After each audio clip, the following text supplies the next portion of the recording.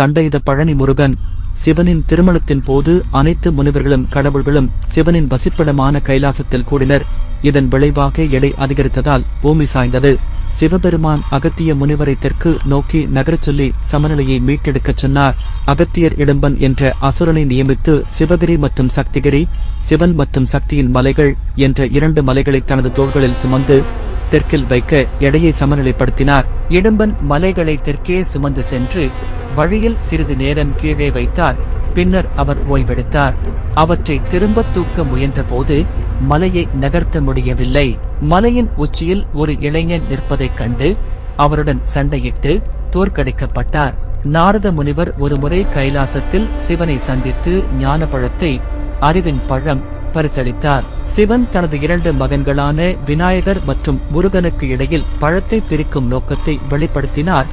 ஆனால் நாரதர் பழத்தை பிரிக்க முடியாது என்று அறிவுறுத்தினார். எனவே முதலில் உலகை 3 முறை சுற்றி வருபவர்களுக்கு பழத்தை பரிசளிக்க முடிவு செய்யப்பட்டது.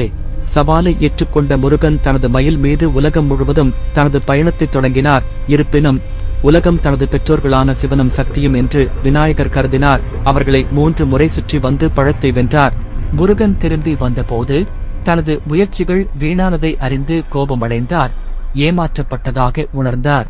கைலாசத்தை விட்டு வெளியேறி பழனி மலைகளில் ஒரு துறவியாக வசித்து வந்தார். சிறுவயதிலிருந்தே முதிர்ச்சியடைய வேண்டிய அவசியத்தை முருகன் உணர்ந்ததாகவும் அதனால் தனது அனைத்து பொருள்களையும் கைவிட்டு பழனிக்கு சென்றதாகவும் நம்பப்படுகிறது.